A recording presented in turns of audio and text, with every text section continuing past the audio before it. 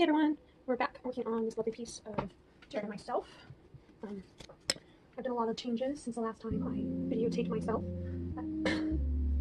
Mainly starting now working on the shadows and upping the ante a little bit of permanent marks. Still feeling like permanent marks are one thing that I want to still avoid as much as possible because things are going to change. So mainly shadows now I'm working on. I need to get this ear placed because apparently it's still not quite right. I took some time and just looked at picture last night and realized that my ear placement wasn't high enough. The bottom was fine, it's not. That's not the problem, is the fact that my ear just didn't seem like it hit the marks. So his eye line is here, and I'm going to go straight across. And it's the top of the ear, so I'll take that same. That's about right, so the new line is fitting better. And we can make the curve of his glasses a little bit better.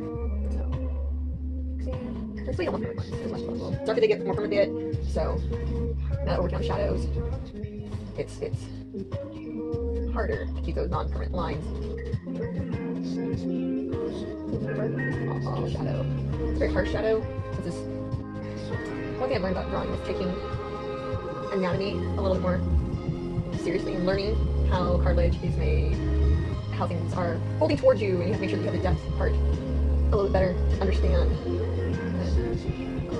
I was in an anatomy class earlier this week modeling for their skull session, and I actually learned a lot just in technique that they use. I've been in an anatomy class a few times at this point now as a model, and I keep learning more things that I wasn't aware of.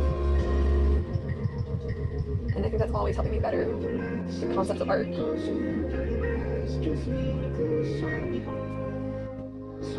Shadow on his earlobe itself, so make sure you get that part in. Because it doesn't have any light really on his ear underneath. It's not coming up, so you have to remember the light source is coming from here, going down. So all this is mainly in shadow. But you gotta make sure it also looks like it's round. Because ears are not flat. They're a very complex little shape. Compared to hands and feet. Great thing about my ears, it's kind of hidden from the world. It's half there, so I messed up on it. It's only half messed up in my brain. Okay. But you can almost see inside his ear. One little thing that I learned this week about ears is that in the Middle Ages, the church didn't like ears because they believed that was where the devil would whisper in sins and secrets and tell you to do stuff. So if women, in particularly, because men had some flaws, but not much women apparently back then, we would have more prone ability to lead men down the wrong path, and we were more susceptible to evil ways if we had our ears shown. And I'm like, okay. So that's why nuns actually have their ears covered and their cowls. I'm not sure if that partakes in any other cultures other than the European culture about it, though, because each religion has their own belief system. So that was the Middle Ages in Europe where that originated from.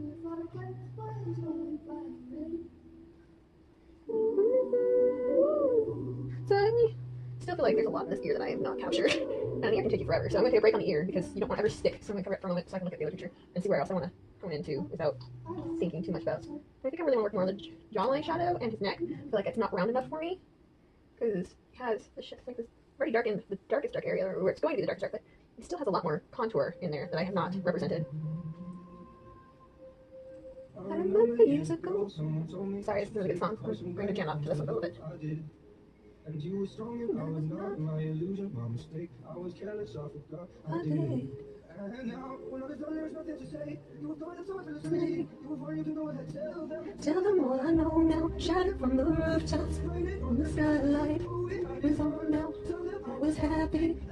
It's open, broken. Be impossible. I'm not blending any of my shadows. Like, I want to still see my line.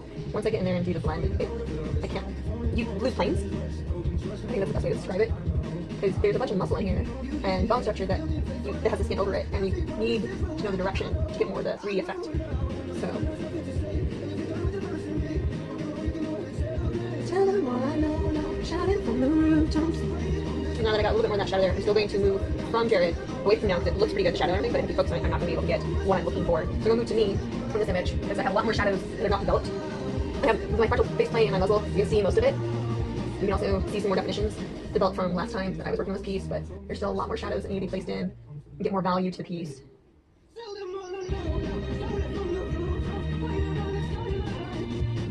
And I want to make sure that I get the layers. The hair doesn't look like it's a toupee or a blob that I put on. I want to make sure that there's actually a good hairline in there. So I need to make sure that that doesn't get lost via the shadows, because there's a shadow behind the ear to round out the neck, because you can't. There's a really dark line here in the picture of how dark that shadow should be getting. But it also indicates that this part of my head is behind the ear. You have to make sure that you don't lose that effect. And these are all the things I think about. All the things I think about every time I draw. And not everybody thinks about art when they draw. Not everybody thinks about their process. But I try to reiterate what my teachers have said while I'm just sitting there listening. That's what I do for 3 hours, is stay in a pose or many poses and listen to their guidance to their students. Strangers in your head, if you don't remember, if you can't forget, it's only been a moment, it's only been a life, tonight you're a stranger,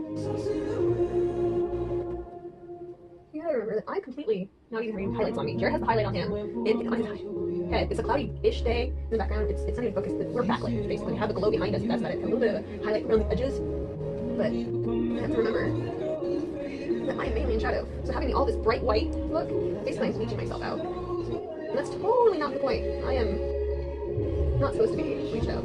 So I gotta work on that. You kind of see that there's like darker spots in the shadow to represent my little throat. Like the shadows just keep wrapping around the form. So they're not trying hard, they're there. So you just want to make sure you put them in. And you can always dial back some of the shadows, just make sure that it doesn't look like you're making somebody too gaunt, or you also want to represent the flow of the image.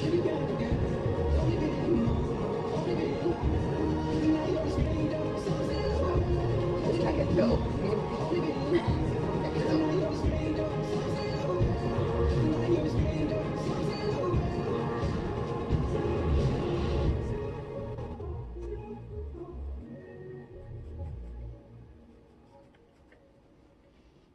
A little bit better.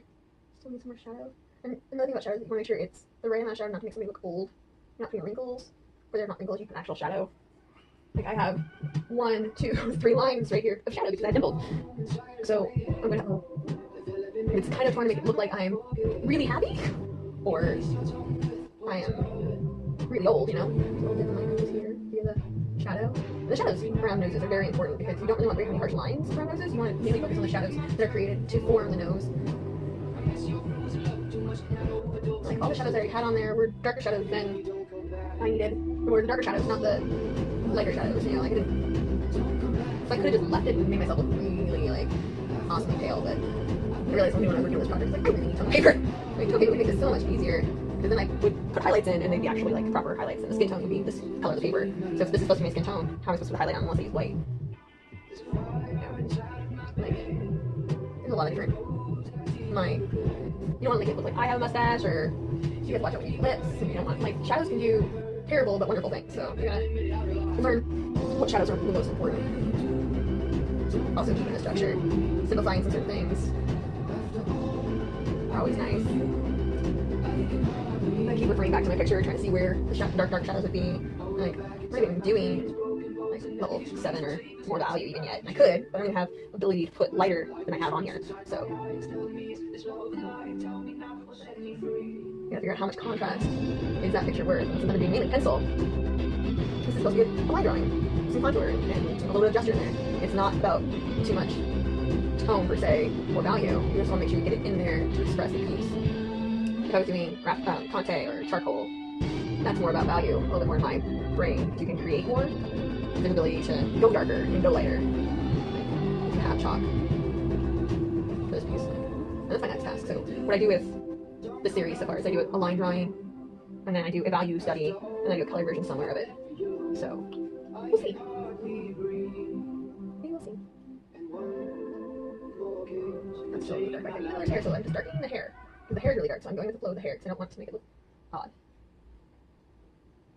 This whole back of the neck's pretty much in shadow as well. There's still a lot of hair structure, so I'm just possibly bringing it back a little bit more.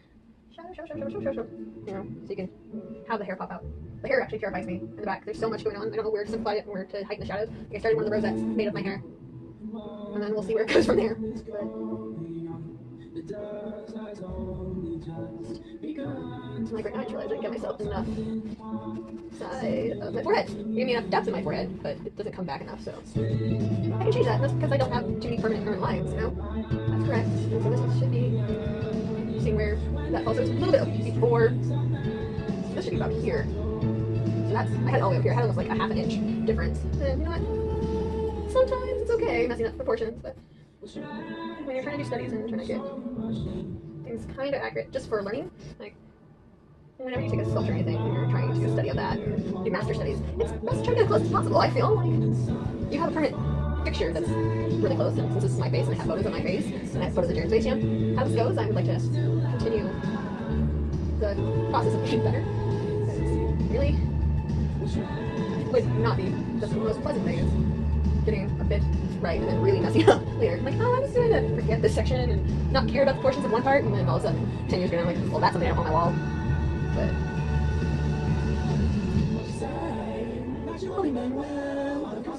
what you say? Song, actually, it's really good. You're trying your best, but you know. So I also believe in references with everything. Because more references you have, more you get believability of whatever, even if it's a makeup picture. Because somebody's going to have totally different perspective than yours and come around that corner one day and like, what in the world did you draw? And you're like, oh, this. Well, that doesn't look like it. You're going to be wondering why does it not look like it. And you have to remember when somebody does come to you like that, that everybody has a different perspective. And even if you try your best, you might not get what everybody thinks is right. So this is more forward. This is actually very subtle. Change over. It's kind of funny looking at my hairline and looking at other people's hairlines when I do this, because my hairline literally has steps back. It has 1, 2, 3, and Jared says a swoop. It's like also one of the. It's really funny. It's like you go swoop all the way back and then down, and then here's a little square. And these at some points curl in different ways, and then the back it's curl, curl, curl, curl, curl, curl. So everybody's hairline's different, but it's part of everybody's personality too. How they decide to style their hair that time. So it's how we had when you were younger. So now that I have a different hairline, and you might not be able to see it on there, but I started this over here. So that's more proportional. I still feel like I have a little bit less than in that picture, but that's mainly because my hair is more full on here than here on the image. This is really thin hair here in this section, so I can still see skin underneath. So if I wanted to, I can pull it back and not think about it. But yeah, I like fuller hair. Like if I could whisk away all my little ones, that'd be great. Make sure that looks a little bit smoother. Alright, so I think that's good for today for the video aspect of this. I will be working on it more, and you guys will see how I get from this point to the next point. I will do another video, but about another hour after I get into it. And then you guys can also below figure out what should I draw next, because I do have a fish project that I'm working on. It's a big one back here, but it's going to be hopefully a watercolor when I get to it. And then I have another one that I'm working on. I don't know if you can actually get the concept of it, but it's a little penguin with Mai Tai on the back of a giraffe. I didn't get my reference for giraffe before I start blocking it in more. I did basic reference for it to get the shape. And then I was like, I kind of want to make sure I get the spots right before I keep going, because just like stripes makes the animal. Alright, you guys have a good night. Bye!